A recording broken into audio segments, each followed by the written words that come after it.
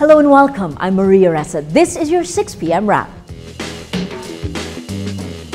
Philippine President Rodrigo Duterte's cabinet scrambles to interpret his announcement that he is cutting military and economic ties with the United States.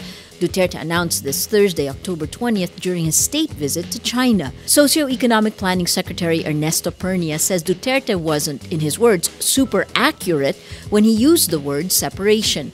Pernia says, quote, "It's not a separation. You have to parse it as a rebalancing, as a restructuring of economic relations from too much dependence on the West." Trade Secretary Ramon Lopez also downplays fears about Duterte's statement.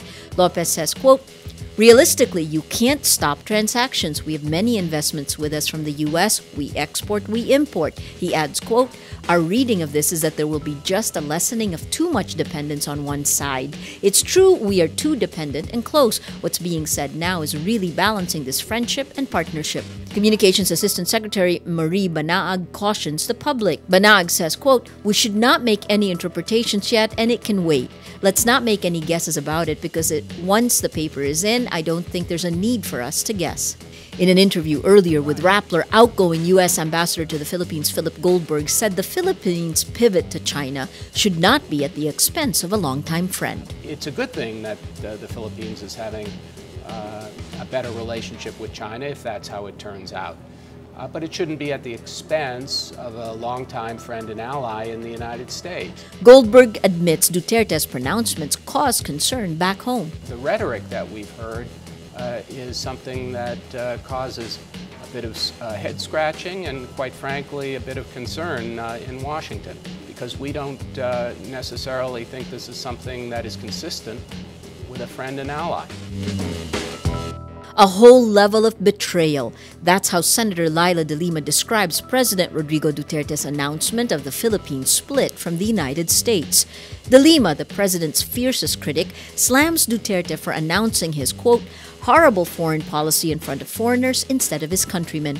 De Lima says, quote, "It's one thing to keep your cabinet members in the dark, which is deeply troubling in itself, but it's a whole level of betrayal to keep that from the Filipino people and to announce it for the first time in front of foreigners." She adds, quote, "To borrow the eloquent words of my colleague, Senator Gordon, what a material concealment from the Filipino people." Former Foreign Affairs Secretary Albert Del Rosario calls it a national tragedy.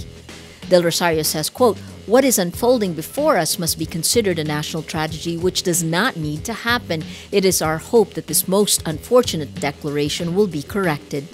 The Philippines sued China before an arbitral tribunal over the West Philippine Sea when Del Rosario was Foreign Affairs Secretary.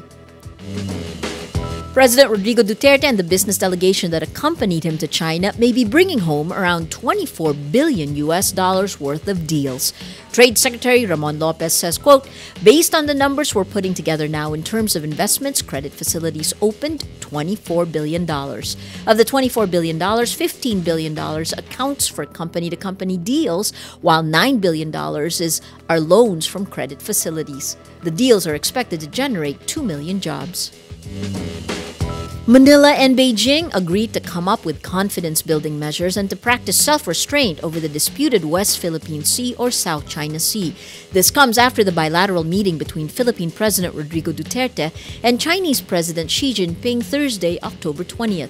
In a joint statement, the two countries, quote, "agree to continue discussions on confidence-building measures to increase mutual trust and confidence and to exercise self-restraint in the conduct of activities in the South China Sea that would complicate or escalate disputes and affect peace and stability." The entire document uses the term South China Sea and not the West Philippine Sea. The two countries also agree to implement and abide by a variety of international laws and codes of conduct that cover the disputed area.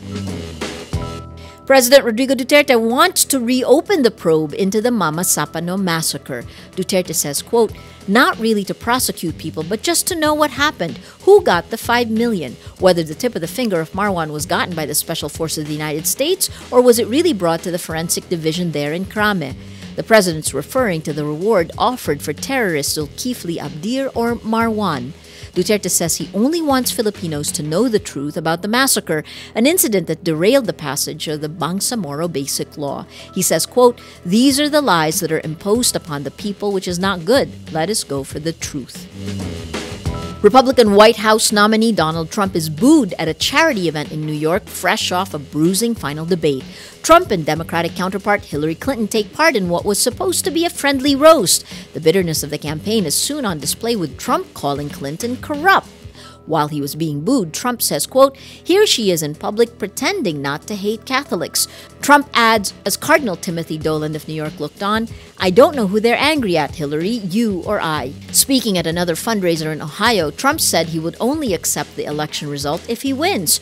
Trump says, quote, "I will totally accept the results of this great and historic presidential election if I win." He adds in his words, "Of course, I will accept a clear election result, but I will also reserve my right to contest and file a legal challenge in the case of a questionable result." That's your 6 p.m. wrap. Join us again tomorrow for the day's top news. I'm Maria Ressa. Remember, tomorrow begins today.